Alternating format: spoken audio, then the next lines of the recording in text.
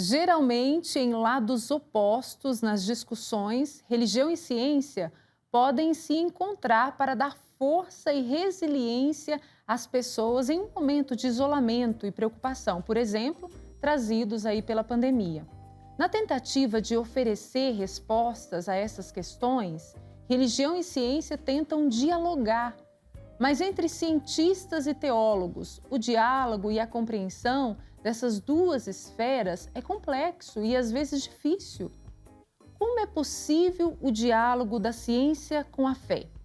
Nós vamos falar sobre isso agora. E quem vai nos ajudar a compreender é o professor mestre da PUC Goiás para as áreas de teologia, o N. José Gomes. E, claro, também temos a companhia do Padre Wellington, que vai nos ajudar a crescer nesse assunto, com a sua experiência. E, Padre, é muito bom ter o professor Wellington com a gente, não é? Isso mesmo, Caísa. Até eu conheço, né? Tenho a alegria de ter tido a oportunidade de ver o professor Wellington na minha época da filosofia, no meu tempo de Pontifícia Universidade Católica de Goiás. Professor Wellington, seja muito bem-vindo. Muito obrigado, Padre Wellington, muito obrigado, Caísa, muito boa tarde a todos os telespectadores. Esperamos poder contribuir aí nesta conversa na tarde de hoje. Professor, eu tenho certeza que o senhor vai contribuir e muito, viu? Tirando dúvidas de muita gente. E para começar a nossa conversa, qual é a relação, hein, professor, que existe entre ciência e fé? Muito bem. Essa é uma importante pergunta que, às vezes, as comunidades vivem um verdadeiro dilema. A experiência que nós temos, por exemplo, culturalmente no nosso país, é que nós tivemos, primeiro, uma forte influência de características de ordem religiosa. Creio que não precisamos relatar isso. Nós somos um país que primeiro viveu um regime em que a fé chegou junto com a própria condição de governo, de política, de referência, de ensino, de escolarização, e a fé tinha a prevalência, tinha a palavra. No nosso país, muito pouco se falou em ciência nos primeiros séculos.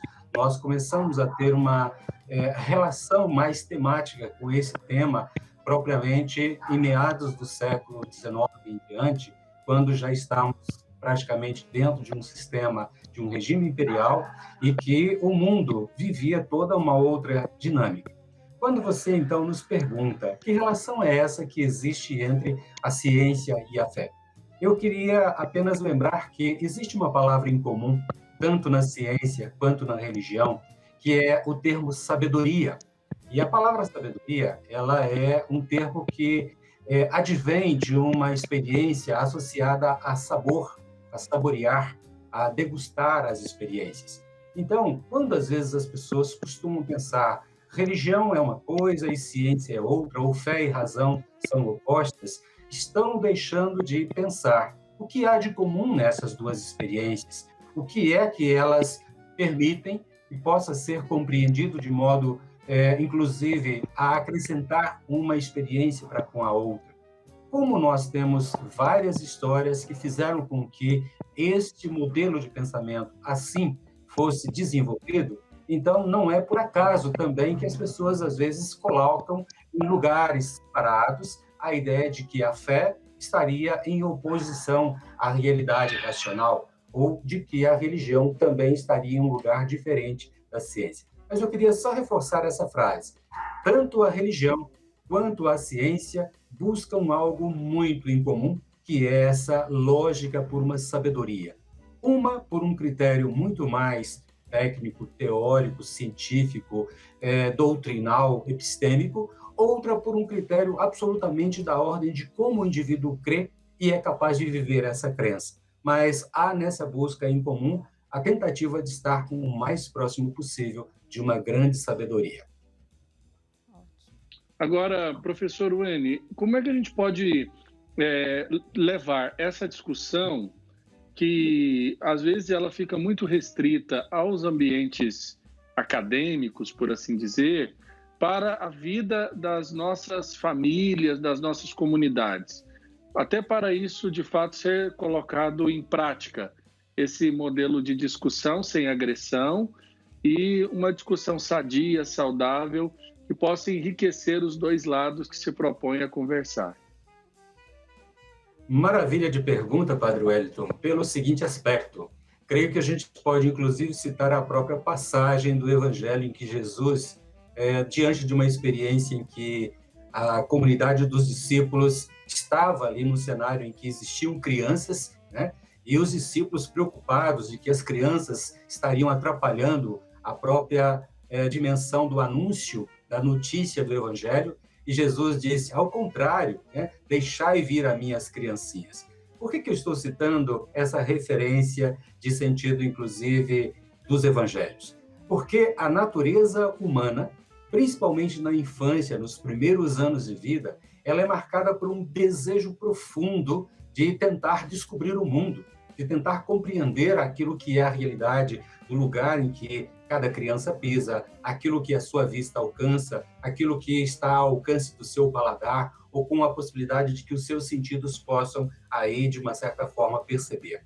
Quando, por outro lado, nós vamos vivendo algumas experiências que fazem com que a gente se aproxime de uma escolarização, as pessoas acabam acreditando que, de repente, nós temos apenas que viver uma certa formalidade separada, dividida, de que apenas alguns cenários seriam próprios para a religião e outros não. A sua pergunta é extremamente útil por isso, né? Aqui, então, eu volto à ideia. Se nós formos com esse espírito de criança marcado pela questão da curiosidade, do diálogo, do interesse, da necessidade de compreendermos o que está por detrás de cada acontecimento, daquilo que nomeia cada experiência, daquilo que nos faça crescer e aprender, com certeza nós estaremos, inclusive, estimulando as nossas famílias para que estas também valorizem não apenas um diálogo de um momento ou outro em que possa parecer mais tenso ou marcado por uma certa racionalidade, mas em todos os momentos é muito oportuno que a gente se pergunte. Um exemplo bem categórico é: as crianças, elas são levadas desde muito cedo a compreender o universo matemático. A vida não existe sem uma estrutura matemática. A própria religião não existe sem uma estrutura matemática. Podemos, inclusive, citar a experiência de um texto bíblico com essa representação de ordem numeral, que, desde a concepção judaica, isso se faz presente, se preserva também na ordem do próprio cristianismo. Quando, então, a gente se pergunta até onde que a religião vai? Até onde que a ciência vai? Vai até onde nós tivermos a capacidade de estar perguntando o que são as dúvidas, o que são as curiosidades, o que são os mistérios, o que são as necessidades que a gente precisa naturalmente tratar, entender, dissolver, superar, porque é justamente aí que nós vamos fazer com que não apenas deixem de existir tensões para saber quem está certo ou errado, mas para pensar o que é que isto vai trazer de benefício para cada uma das pessoas, para os membros de uma família, para os membros de uma comunidade. Um exemplo muito bem objetivo que está ligado à questão, às vezes, de crenças, mas de uma ideia de desligamento.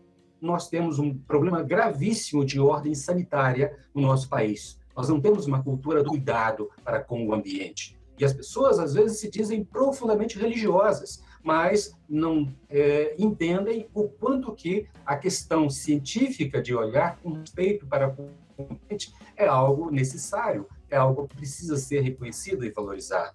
Sobre outros critérios, a gente também precisa entender que o lugar do diálogo entre a ciência e a religião não é apenas uma questão de boa vontade de uma ou outra pessoa.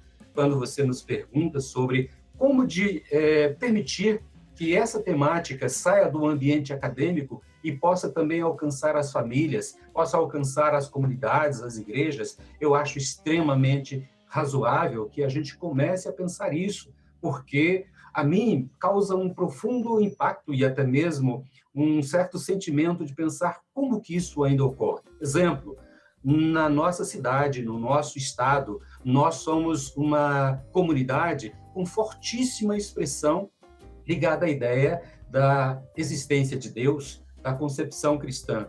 E, no entanto, nós temos índices de violências que são assustadores, profundamente desumanos, extremamente cruéis. E quando as pessoas, portanto, dizem: eu não preciso discutir religião, Eu não preciso discutir sobre futebol e sobre política. As pessoas também estão dizendo, olha, certas verdades não precisam estar próximas do ambiente de diálogo.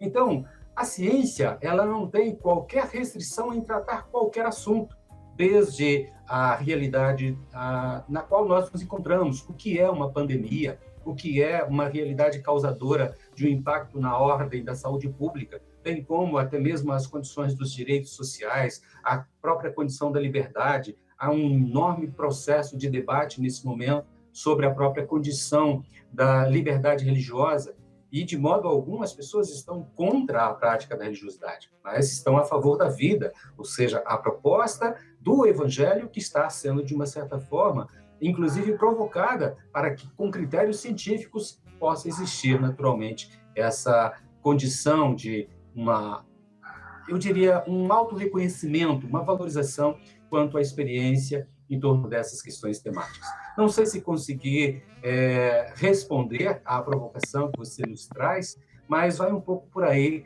de que não estamos impedidos de poder dialogar e estamos, inclusive, precisando dialogar muito mais entre a realidade da religião com a ciência, a fé com a razão. Professor, você citou a questão da pandemia. Agora, mais do que nunca, nessa realidade que nós estamos enfrentando, está sendo primordial, não é? Caminhar, fé e ciência caminharem juntos. E a gente precisa discutir sobre esse assunto. É extremamente oportuna a sua pergunta, Caísa, pelo seguinte critério. A situação em si que nós temos é uma situação extremamente delicada, né? Profundamente, eu diria, ameaçadora e, ao mesmo tempo, com uma eminente condição de que ninguém de nós já está numa condição intocável. Creio que muitos de nós, para além de pessoas diretamente presentes ou próximas da nossa condição afetiva, se perderam, né? Ou, no mínimo, amigos ou conhecidos ou vizinhos, nós, naturalmente, estamos sofrendo esse mesmo impacto. Quando, então, você pergunta qual a importância de pensar o diálogo da fé com a própria perspectiva da razão ou da inclusão da ciência nesse ambiente. Do lugar acadêmico, como o padre Wellington citou há pouco, né, nós vivemos um permanente debate sobre a própria condição do que é a realidade da saúde pública, do que é a realidade do trabalho dos profissionais na área sanitária, do que é a realidade das condições políticas, do que é a realidade da condição econômica em torno desse mesmo cenário, do que é a realidade dos direitos. Então, de modo algum, a abordagem da ciência, ela é uma abordagem que se exclui do debate. Mas, infelizmente, nós temos pessoas que também, de dentro do lugar da busca por uma questão da fé, nem sempre têm o mesmo cuidado. E, infelizmente, a gente já escutou alguns argumentos ou discursos um tanto quanto preocupantes de que é Deus quem salve e a gente pode continuar a vida como se não tivesse nenhuma ameaça. Então, de modo algum, e aí a sua pergunta era extremamente importante, né? É uma época de descuido. Ao contrário, é uma época em que a fé em Deus deve nos fazer ter a consciência, o juízo, a cautela e todo o cuidado possível e, acima de tudo, a responsabilidade e o respeito para com a nossa vida e a vida das outras pessoas. Então, é extremamente importante que a gente pense o diálogo com a fé para aqueles que creem. Ele é extremamente importante para com aqueles que apenas de dentro de um campo da razão também estão fazendo realidades extraordinariamente benéficas para a própria vida. Vamos imaginar que as pessoas que estejam contribuindo para o desenvolvimento das vacinas, muitas sejam pessoas crédulas, né? Ou que acreditem na doutrina cristã, ou que creem na doutrina reencarnacionista, ou que não creiam em doutrina nenhuma, mas que estão priorizando a vida nesse momento. E aí eu volto à expressão do que Jesus disse para os discípulos, quando esses preocupados, que algumas pessoas estavam fazendo um discurso de que era semelhante ao que Jesus propunha, mas não pertenciam à mesma comunidade. E Jesus disse, aquele que não está contra nós está a nosso favor. E, portanto, se a ciência está falando em vida, aí eu me recordo apenas que a afirmação do Evangelho é categórica, né? Eu vim para que tenhais vida, vida plena e vida abundante. Então, não vejo, ao contrário de como algumas pessoas imaginam ou até mesmo criam uma representação, eu não vejo uma distinção entre a busca da ciência, da racionalidade, né? de um conhecimento acadêmico distinto daquilo que é a proposição de fé. Agora, é extremamente importante se a gente pensar que essa nossa caminhada de fé possa fortalecer de forma a permitir que existam condições mais dignas, mais saudáveis, né? mais humanizadas, que sejam mais favoráveis para que mais pessoas se beneficiem dessa experiência. Tudo isso é extremamente importante nesta atual realidade. Ótimo, professor. Agora, professor Wayne, quando nós observamos, por exemplo, a polarização do discurso e quando a razão ela é, digamos que, furtada aos verdadeiros elementos da discussão e a própria religião é utilizada como sendo um argumento, até mesmo de debate político, de debate de discussão, como é que a gente pode observar esse tipo de comportamento que contribui para a polarização dos grupos até dentro das nossas comunidades? De fato, o discurso aí parece demonstrar que ciência e fé não se encontram nesse modelo. Entendo e acho extremamente interessante o seu questionamento, Padre Wellington, pelo seguinte critério, né?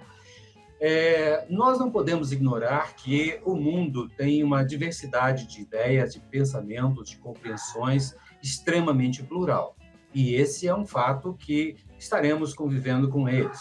Ou seja, desde a nossa infância até a atualidade, e o tempo que nos permitir ainda a graça de Deus de continuar vivendo, nós nunca encontraremos uma situação absolutamente de unanimidade ou de hegemônica realidade de pensamento único.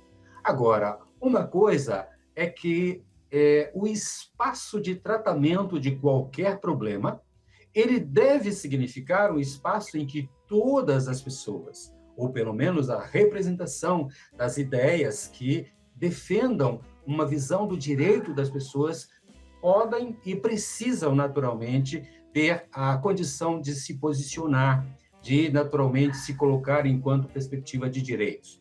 Um exemplo categórico, e aqui eu vou citar uma situação um pouquinho quase que esquecida na nossa cultura, e ainda porque é o mês de abril e se comemorou no último dia 19, o Dia do Índio, né? A nossa cultura ela vive com uma absoluta indiferença, como se a cultura indígena nunca tivesse existido ou como se ela não tivesse importância nenhuma, né? Uma coisa muito bonita que eu vi recentemente sobre essa realidade é de que as populações indígenas elas tiveram um senso de relação com o ambiente, com a terra, com as plantas, com os animais, com o ar, né? Com os frutos, com a totalidade de alimentos, com o fogo, com todas as dinâmicas, inclusive que vai até a ordem celeste, numa ordem de tamanha harmonia que agora a própria humanidade está dizendo, puxa vida, parece que nós estamos perdidos, não sabemos para onde vamos, né? E dentro desse contexto, quando você faz a referência sobre os discursos, de como eles são polêmicos, de como eles estão numa ordem de tensão, de como eles às vezes são levados para uma condição de que o pensamento do outro não só não tem importância, mas inclusive precisa ser combatido, né? Como se ele não tivesse sequer o direito dessa mesma experiência. Assim, então, quando você nos questiona como é que fica a realidade dos discursos, ficará numa condição de que, se nós tivermos a oportunidade de poder falar e de que as pessoas possam ouvir as verdadeiras mensagens, facilmente a gente vai conseguir equilibrar as coisas. Se, por outro lado, nós continuarmos tendo a prevalência de que apenas aqueles que podem pagar muito bem, aqueles que têm todo o direito, aqueles que têm todo o poder, sejam os únicos detentores de uma fala, naturalmente nós teremos um mundo extremamente desequilibrado sendo oferecido para as pessoas. E aí, nesse critério, com todo o respeito à dinâmica da questão religiosa no nosso país, mas eu olho com absoluta condição, até mesmo de temor, de como, às vezes, o nome de Deus ou o nome das organizações religiosas chega a ser apresentado como sendo aqueles que detêm uma verdade, e fora desse modelo, nada tenha sentido.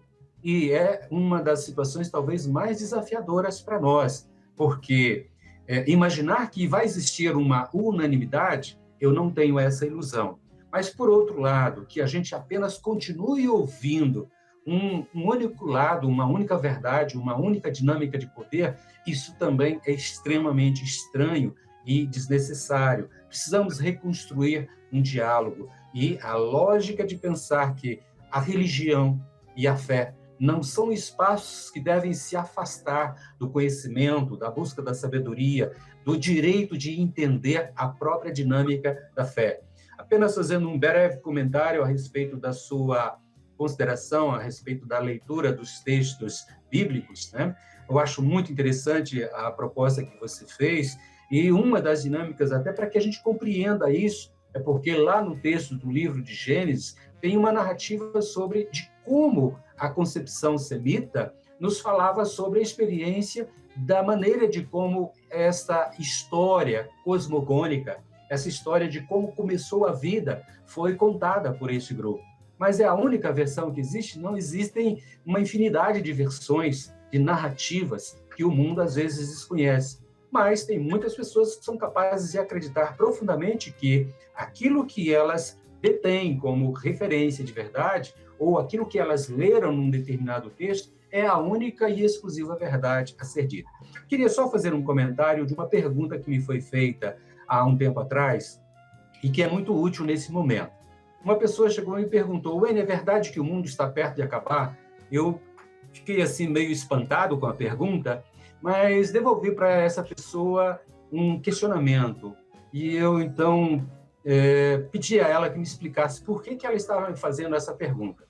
E essa pessoa, então, me disse: eu sou de origem evangélica e o meu líder religioso me disse que quando Jesus fosse conhecido em todo o mundo acabaria. Ou seja, as pessoas têm uma ideia, mesmo a partir de uma visão de muito boa vontade, de que ser cristão é ouvir o pensamento, ou a opinião, ou até mesmo a compreensão interpretativa que alguém tem de um texto literário. Muitas vezes, e aí por isso eu trago essa narrativa, as pessoas se esquecem de que nós não estamos numa cidade apenas. Nós estamos dentro de uma realidade territorial, dentro de uma realidade regional, dentro de uma realidade de nação, de continente, de hemisfério, de planeta.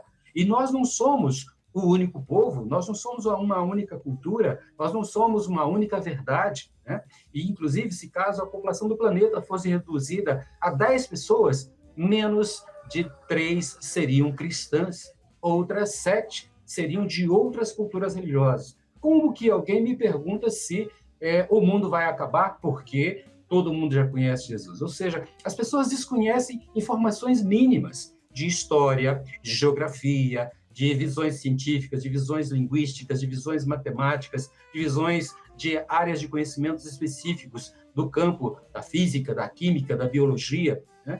Nós mal sabemos, por exemplo, o que são os conteúdos que estão dentro de uma pasta de dente ou do sabonete que nós higienizamos o nosso corpo, e a gente apenas, às vezes, segue uma linha comercial, aquilo que é o mais famoso, sem se perguntar que química que está aí, que realidade é essa que compôs a matéria-prima desse material que eu posso estar usando. Tudo isso tem a ver com ciência, e tudo isso tem a ver com fé. E se eu não tiver esse cuidado, naturalmente eu acabo criando a ilusão de que a minha fé me basta, e essa fé, naturalmente, pode me fazer viver uma grande ilusão. Inclusive, me afastando das pessoas, me afastando de um diálogo extraordinariamente bonito, benéfico, extremamente enriquecedor, que é a convivência com a pluralidade. Então, existem inúmeras questões aí na pergunta que você faz, Padre Wellington, mas que é extremamente oportuno para a gente, inclusive, criar esse alerta. Todos os membros das comunidades católicas deveriam de temer menos a diferença religiosa e ter a capacidade de, inclusive, conversar com o vizinho, com o parente, com um amigo, perguntar: você está feliz na sua experiência? O que mais te motiva a viver a sua própria prática de fé? Do que ficar competindo e achando que a gente tem que vencer com um número maior de membros de uma comunidade, como se essa fosse a única verdade possível.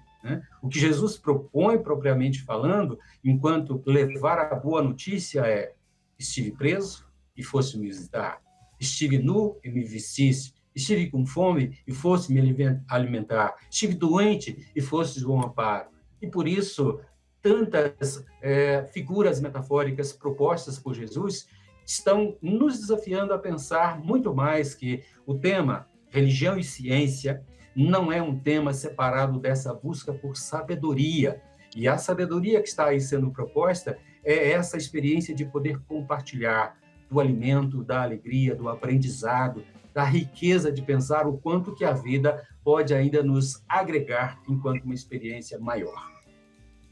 Muito obrigada, viu, professor? Eu tenho certeza que enriqueceu a muitos que estão acompanhando o programa e com certeza todos vão se abrir também ao conhecimento das diferenças para viver melhor até mesmo a sua fé e ter mais conhecimento em relação à ciência. Muito obrigada mesmo, viu? Agradeço, Caísa, agradeço aí, Padre Wellington, agradeço também aos telespectadores pela oportunidade de estar aqui na tarde de hoje. Padre Wellington, muito obrigado, professor Wene. Deus abençoe também a sua família. Muito obrigado. Agradeço e informo que eles estão ali assistindo na TV essa experiência. Que bênção. Que bom. Mônica te mandou um abraço, Padre Wellington. Outro para minha professora querida, Mônica. Forte abraço.